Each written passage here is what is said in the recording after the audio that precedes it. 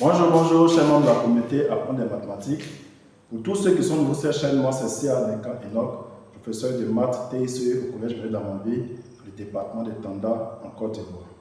Alors, je suis heureux vraiment de partager avec vous ces connaissances parce que je crois que c'est ainsi que la connaissance sera démocratisée. Nous sommes dans le cadre de l'apprentissage de la logique. Alors, nous avons déjà fait des exercices de TD. Et pour tous ceux qui veulent voir ces exercices-là, peuvent aller dans notre groupe WhatsApp. On mettra le lien en commentaire. Et chaque soir, nous les corrigeons. Et hier, on a corrigé. Je mets quelques exercices quand même qui nous ont posé quelques problèmes pour mieux expliquer, pour que réellement tous nous puissions être au même niveau d'information. Alors, avant de commencer, j'aimerais vous faire une proposition par rapport à un projet que je vais lancer l'année prochaine. Et tous nous savons que le déficit des professeurs de maths est vraiment criard. Et c'est vraiment très difficile pour avoir des professeurs de maison pour aider nos enfants, surtout que c'est l'une des matières les plus complexes pour nos enfants parce que souvent la base n'y est pas dès le primaire, au collège et arrivé au secondaire, ça devient très compliqué. On a vu un peu le taux de réussite au bac scientifique.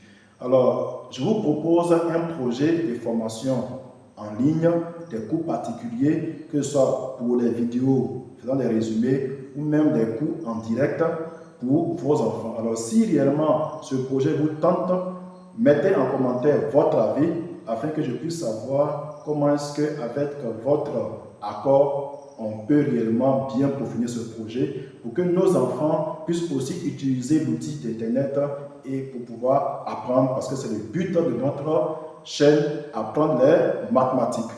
Alors, je reviens maintenant à notre exercice, la logique, le carré logique. Alors ici, nous avons un carré de 4 lignes, 4 colonnes. Et la base que nous avons ici, c'est A, B, C, D, E, F. C'est un carré de lettres. Alors ici, les informations pour toutes les lignes, c'est 2 bien placés.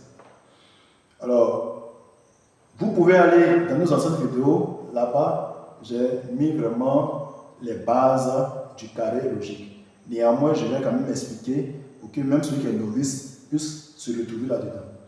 Alors, nous devons trouver la solution de ce carré logique-là en fonction des informations qui sont là et de la base. Parce qu'il y a une base. S'il n'y a pas de base, c'est que ce sera uniquement les lettres du carré et les informations qui vont nous permettre de trouver la solution. Alors, la solution va comporter des lettres. Mais combien de lettres? C'est en fonction du nombre de colonnes. Ici, comme il y a 4 colonnes, donc ce sera forcément 4 lettres dans la solution. Et les lettres ne se répètent pas. Maintenant, les 4 lettres là, dans la solution, ces lettres-là sont à leur bonne position, à leur bonne place. Et ici, il y a combien de positions? Il y a 4 positions. Voici la première position, la deuxième position, la troisième position, la quatrième position. Ok. Alors, première chose d'abord qu'on doit faire, c'est de vérifier que toutes les lettres du carré font partie de la base. Donc, je vois A, E, F, C, voilà, B, D, tous ces éléments-là font partie de la base. Donc, selon la base, il n'y a rien à supprimer. Après, je vois qu'ici, il y a des informations qui sont uniques, bien placées pour toutes les lignes. Donc, je vais voir la règle des bien placés et puis vérifier s'il n'y a pas de lettres qui doivent être supprimées selon la règle des bien placés. Je vais m'intéresser aux lettres qui apparaissent dans plusieurs colonnes. Je prends le A, il apparaît dans cette colonne, le A est dans cette colonne, le A aussi dans cette colonne, le A est dans cette colonne. Alors, si le A fait partie de la solution, ça veut dire que ici, selon l'information bien placée, la position du A dans la solution, c'est la position 1. Parce que l'information me dit que c'est bien placé. Et ça, c'est la position 1. C'est la première colonne. La deuxième colonne me dit aussi que le A, il est bien placé aussi, mais à la deuxième position. La troisième colonne me dit que le A aussi, il est bien placé, mais à la troisième position. Et puis, la quatrième colonne me dit aussi que le A est bien placé ici par rapport à l'information de la ligne à la quatrième position. Donc, le A, il est bien placé à toutes les positions, ce qui est impossible. C'est-à-dire que A ne peut pas faire partie de la solution. Donc je supprime mon A de mon carré. Voilà. Donc je vais voir s'il y a une autre lettre aussi qui obéit à cette même règle. Je vois le C ici, le C là, le C là, le C là, il est dans toutes les positions, donc on supprime aussi le C. Parce qu'il ne peut pas être bien placé à toutes les positions.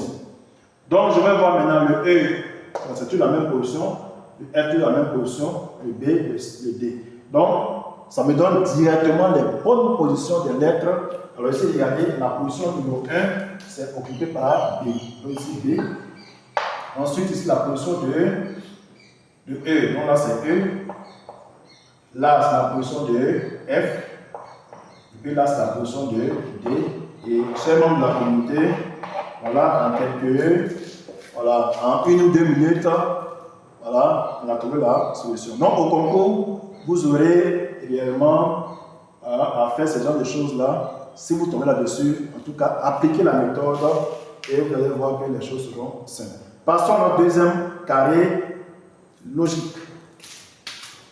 Donc, je vais passer ça rapidement. Voilà. On ne pas qu'on perd tout le temps pour éviter que la vidéo soit trop longue. Alors, ici, c'est un carré de chiffres. Alors, ici, la barre, c'est 1, 2, 3, 4, 5, 6. Alors, ici, on a 1, 5, 6, 4. 1, 5, 6, 4. On a 1, 3, 4, 5. 1, 3, 4, 5. On a 1, 4, 3, 6. 1, 4, 3, 6. On a 4, 6, 3, 5. 4, 6, 3, 5. Voilà, donc voici.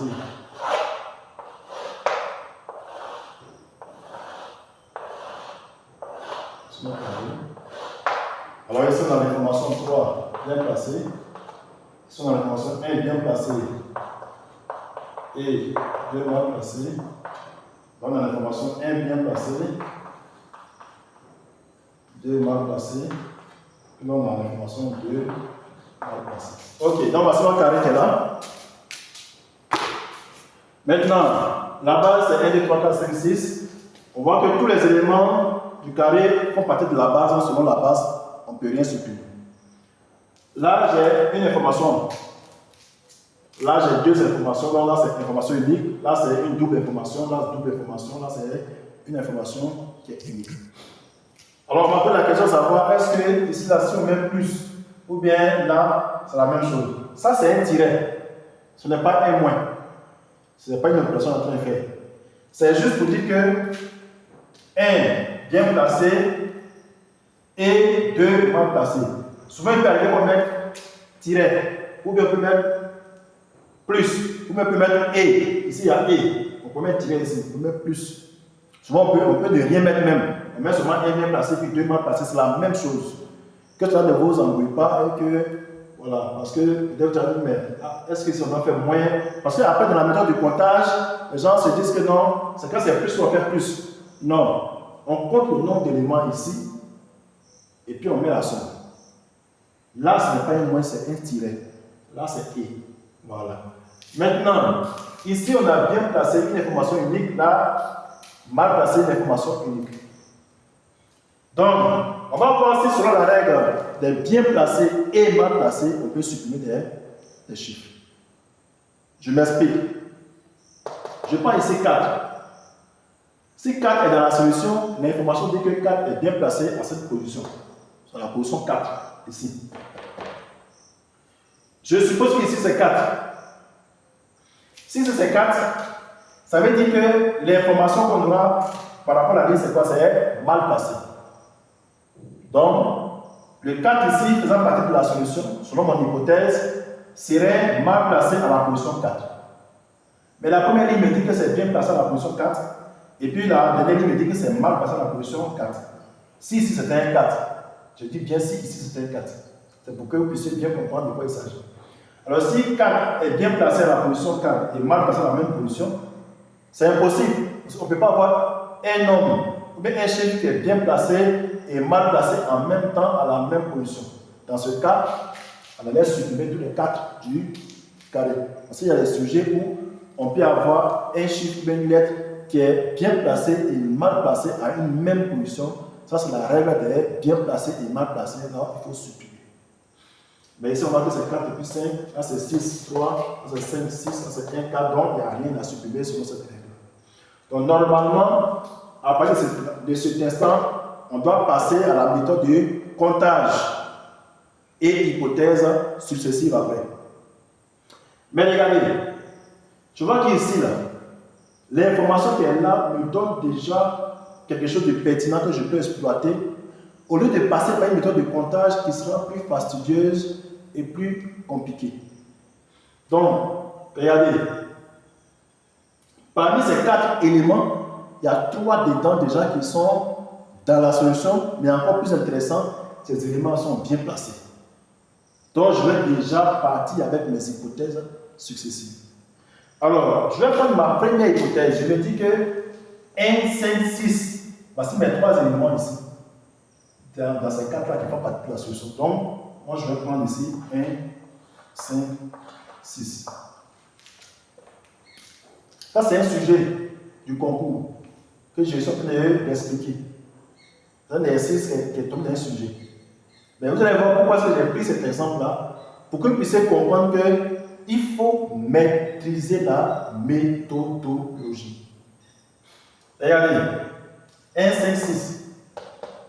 Après, je peux prendre 1, 5, 4. Moi aussi, je prends 1, 5. Je garde toujours les positions.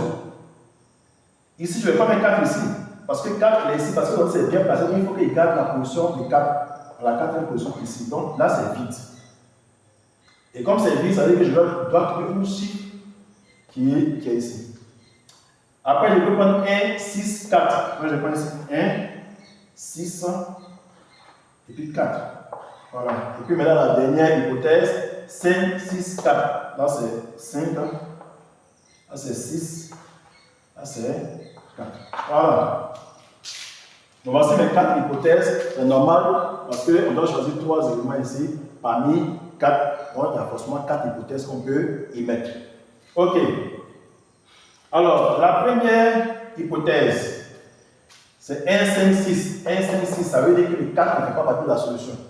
Donc, je dois supprimer tous les 4 du carré. Donc, je vais supprimer.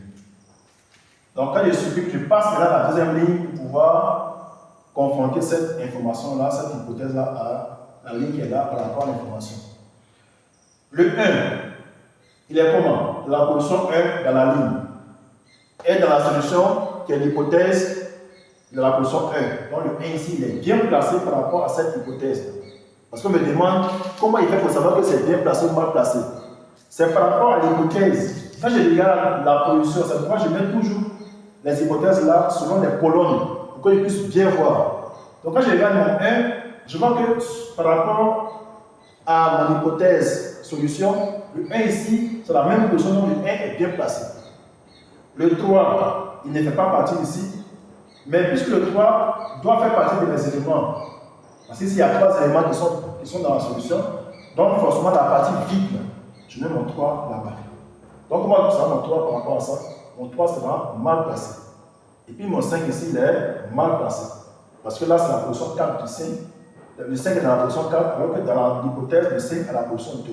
Donc mon 5 ici, dans la ligne là, est mal placé par rapport à mon hypothèse qui est là. Donc, je vais combien de... Donc, j'ai un élément bien placé, et puis les 2 autres éléments sont mal placés, et c'est conforme à notre information qui est là, est bien placé et bien mal placé. Donc, je suis obligé de continuer avec la ligne qui est en bas.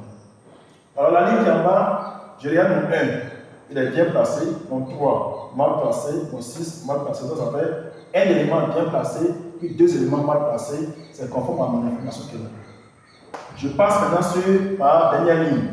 Je prends mon 6, il est mal placé, mon 3, mal placé, 5 aussi, mal placé. Non seulement les 3 éléments font partie de la solution, et ces 3 éléments sont mal placés, alors que l'information dit qu'il n'y a seulement que 2 éléments de la ligne qui font partie de la solution, donc il y a une contradiction. Alors cette hypothèse-là, je dois la supprimer. Je passe à l'hypothèse suivante. Donc ici l'hypothèse me dit que 1, 5, 4 fait partie, 1, 5, 4 font partie de la solution. Donc je vais lui mettre mon 4 là. Voilà, je mets mon 4 ici. Ici, donc, si c'est 1, 5, 4, c'est 6 qui ne fait pas partie de la solution. Donc, ici, je vais supprimer mon 6. Là, je supprime mon 6. Là, je supprime mon 6. OK. Alors, regardez, ici, je supprime mon 6. Ça veut dire quoi? Je prends la deuxième ligne. Alors, la deuxième ligne ici, j'ai 1 qui est bien placé. Alors, ici, le 3, je le laisse d'abord. Le 4, il est mal placé. Le 5, il est mal placé. Ça veut dire les 3 éléments. Donc, c'est que le 3 ne peut pas faire partie de la solution. Donc, je supprime le 3. Voilà. Donc, regardez ici, 1 bien placé, le 4 mal placé, le 5 mal placé, ça fait 1 bien placé et 2 mal placé. C'est conforme à l'information. Donc, je continue sur la troisième ligne. La troisième ligne, je vois qu'il y a 2 éléments qui restent. Alors que normalement, il doit y avoir 3 éléments dans cette ligne-là qui sont solutions. Ça veut dire que mon hypothèse qui est là n'est pas vérifiée, n'est pas vraie. Donc ici, je supprime cette hypothèse. Je viens sur la fin de l'hypothèse. Là, je vais mettre en place mon 6. Voilà. Je mets en place mon 6. Et puis mon 3 aussi. OK. Donc ici, c'est 1, 6, 4. Ça veut dire que le 5 ne fait pas partie de la solution. Donc je supprime le 5. Ici, 5. Là, 5, ici. Donc si je supprime le 5, je prends la deuxième ligne. Le 1, il est bien placé. Parce que maintenant, il peut aller vite maintenant. Le 1, il est bien placé. Ici, il n'y a pas de 6. Donc le 4, il est mal placé. Le 3, forcément. Puisque ici, le 3 fait partie de la solution, le 3, il y a cette position qui est là. Je le mets là dans la position vide. Regardez, le 3, il est bien placé parce que c'est la même position, c'est la même couleur. Le 1, bien placé. Le 3, bien placé. Le 4, il est mal placé. On a 2 qui sont bien placés et 1 qui est mal placé. C'est en contradiction avec l'information qu'il y a. Donc, cette hypothèse est à supprimer. Donc, je vais remettre en place mon 5. Voilà. Et puis, je vais prendre la dernière hypothèse 5, 6, 4. Donc, c'est mon 1 qui sera. Voilà. Qui ne fera pas mal la solution. Donc, ici, 5, 6, 4. Là, il n'y a pas de problème. Deuxième ligne. Il n'y a pas de 3. Alors qu'il doit y avoir 3 dans la solution. Donc, forcément, le 3 sera dans la partie vide là, ici. Donc, mon 3, il est comment? Il est mal placé. Mon 4, il est mal placé. Mon 5, il est mal placé. Les 3 sont mal placés. C'est en contradiction avec l'hypothèse qu'elle a. Et je supprime mon information. Alors, chers membres de la communauté, arrivé à ce stade-là, on devient lourd. On commence à lire d'après les enfants, mais d'après les gens. On commence à lire parce qu'on a fait toutes nos hypothèses et puis on se rend compte qu'aucune hypothèse ne marche, alors qu'on a bien fait. Maintenant, regardez, allons sur la méthode de comptage. Vous allez voir quelque chose. Alors, la méthode de comptage, je vais compter ces éléments-là. C'est-à-dire que faire la somme des éléments, mais ici 3 plus 1 plus 3 plus la 3 ici, plus 2. Ça fait combien? Ça fait 6, ça fait 9, 10, 11. Ça fait 11. Ça va? Maintenant, je vais voir combien de fois apparaît chaque chiffre dans le carré. Donc, le 1 ici, il apparaît combien de fois? 1, 2, 3 fois. Donc, ici, je mets 3 fois. Le 5, il apparaît combien de fois? 1, 2, 3 fois. Donc, le 5 apparaît 3 fois. Le 6 apparaît combien de fois? 1, 2, 3 fois aussi. Le 6 apparaît 3 fois. Le 4 apparaît combien de fois? 1, 2, 3, 4. Le 4 apparaît 4 fois. Bon, on a déjà fait dans le 3, il apparaît combien de fois? 1, 2, 3 fois. Le 3, il apparaît 3 fois. Voilà. Le 4, on a déjà fait. Le 5, on a déjà fait. Le 4, on a déjà fait. Le 3, on a déjà fait. Le 6, le 4, le 6, le 3, et puis le 5, on a déjà fait. Regardez, chers membres de la communauté. Quelle est la somme maintenant qui est égale exactement à 11 ici? On regarde. Si j'ai fait 3 plus 3 plus 3, ça fait 9. Plus 3, ça fait combien? Ça fait 12. Ça passe pas. Si j'ai fait 3 plus 3, 6 plus 4, 10 plus 3, 13. Ça passe pas. Or, c'est les deux possibilités. Soit j'ai fait 4 plus 3 plus 3 plus 3. Et ça, c'est égal à combien? Égal à. C'est quoi? C'est 9 plus 4, ça fait 13.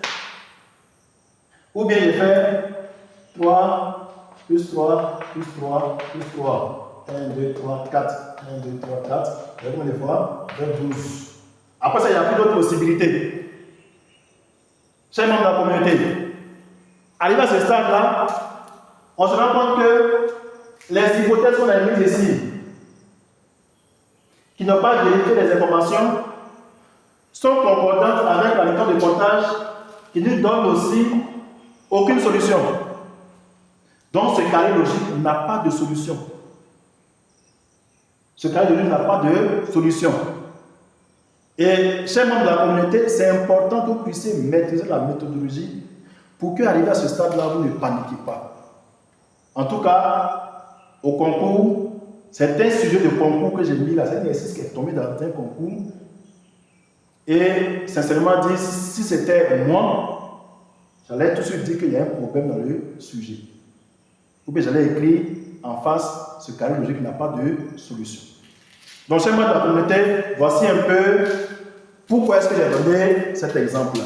Alors, passons au dernier exemple rapidement. Alors, je vous dis tout de suite que ce dernier exemple-là, il a de la solution. Voilà.